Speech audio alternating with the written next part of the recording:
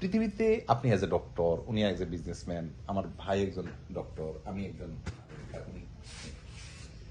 আমরা যে যে লেভেলে আছি, আমাদের জীবনে যদি কোনো প্রেশার আসে, কোনো পেরেশানি আসে, একজন ইমানদার হিসেবে আমাদের বিশ্বাস থাকবে যে আল্লাহ সুবহানাহু ওয়া তাআলা আমাকে কিছু দিতে চাচ্ছেন, এই জন্য আমাকে প্রস্তুত করে নিচ্ছেন।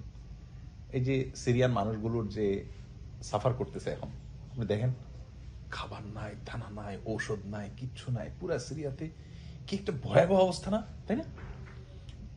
এক ভদ্রলোক একটা মন্তব্য করেছে, আমার কাছে মানে খুব ভালো লাগছে। মন্তব্যটা হলো যে সিরিয়ান মানুষগুলো সিরিয়ার অনেক ব্যাপার স্যাপার আছে, কিয়ামতের আগে সিরিয়া থেকে অনেক কিছু হবে, এবং কিয়ামতের অনেক বড় আলামত সিরিয়াকে কেন্দ্র করে হবে, এবং তখন সিরিয়ার মাটির রোলটা সারা ওয়ার্ল্ডের জন্য অনেক গুরুত্বপূর্ণ ফ্যাক্ট হবে। এইটা একটা কমেন্ট জাস্ট, এটা তার ওহী না, কোরআন হাদিসের কথা না, যে আল্লাহ সুবহানাহু ওয়া তাআলা ওদেরকে প্রিপেয়ার করতেছে। ওই যে স্ট্রেস, চাপ, পৃথিবীতে যারা যত চাপ নিতে পারে এরাই অনেক বড় কিছু হয়। আপনি নর্মাল একটা জিনিস বুঝেন, গরিব ফ্যামিলির, গ্রামের মানুষ, বাচ্চারা সাধারণত অনেক বড় কিছু হয়। শহরের অনেক বড় বড়, এই যে আমাদের অধ্যাপক আব্দুল্লাহ আবু সাইদ স্যারের একটা কথা আছে না, বেশ প্রসিদ্ধ, যে শহরে এত স্কুল, এত ফ্যাসিলিটিস, কিন্তু কয়জন ছেলে সচিব হয় শহরের? সব গ্রাম থেকে আসা। কেন? কারণ ও তো যে স্ট্রেস নিতে নিতে বড় হয়েছে না ফ্যামিলিতে, ও স্বপ্ন দেখতে শিখে। স্ট্রেস নেওয়া মানুষগুলো স্বপ্ন দেখে যে আমাকে উত্তরণ করতে হবে, আমাকে মুক্তি পেতে হবে। আর যারা ভালো থাকে এরা কিন্তু এগুলাকে কি আরো আসি তো ভালো, সমস্যা কি? এই জন্য বড় লোকের পোলাপান যতটা মানুষ হয়, গরিবের পোলাপান বা স্ট্রাগল করা পোলাপান তার চেয়ে বেশি মানুষ হয়। আপনি ঢাকা মেডিকেল কলেজে, আপনি এজ এ ডক্টর, আপনি যদি ঢাকা মেডিকেল কলেজে ডাক্তারিতে পড়াশোনা করে ধরেন আপনার ভালো কিছু করছে, আচ্ছা রেশিও আপনি নেন, আই বিলিভ ঢাকা শহর পোলাবেন আপনি খুব কম পাবেন। সব দেখবেন মফস্বল থেকে আসছে।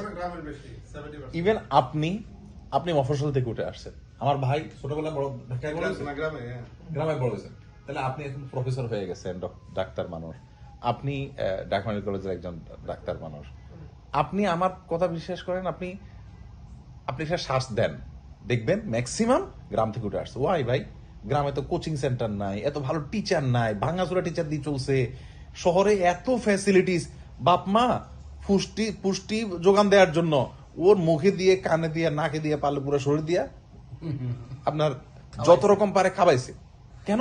বাচ্চার ব্রেন, মেধা যেন ঠিক থাকে, হ্যাঁ, পারলে জিমে পাঠাইছে, কত কাহিনী। আর গ্রামে আমি আমার ক্লোজ আত্মীয় স্বজনকে জানি, আম্মা আব্বার কাছ থেকে ছোটবেলাতে শুনে আসছি যে কলেজে যাবে, ভাত নাই, ঘরে কোনো ভাত নাই, ক্ষুধায় কাতর, রাতভর রাতে হালকা কিছু খাইছে, আর খাওয়া নেই।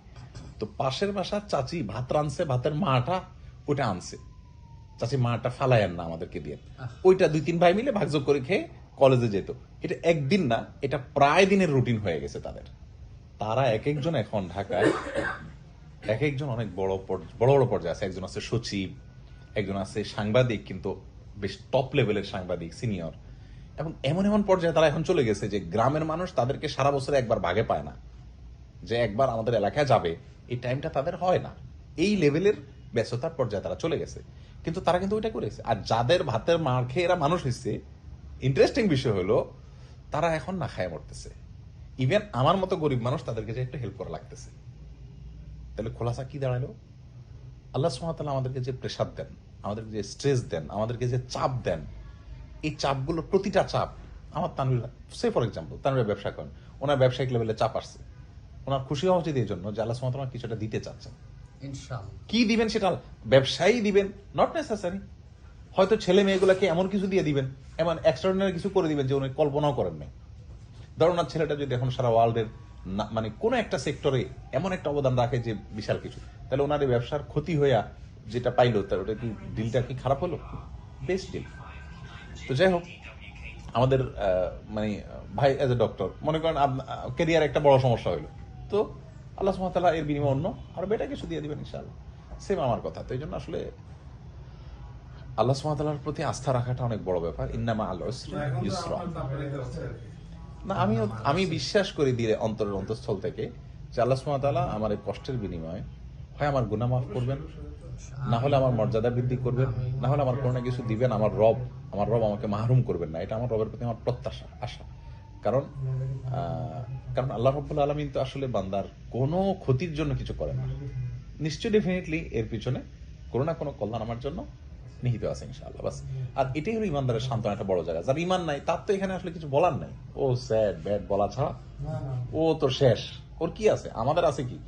যালিকা বিআন্নাল্লাহা মাওলাল্লাযিনা আমানু। ইমানদারদের অভিভাবক আল্লাহ। আল্লাহ দেখছেন সবকিছু ইনশাআল্লাহ। ইনশাআল্লাহ আল্লাহ ভরসা।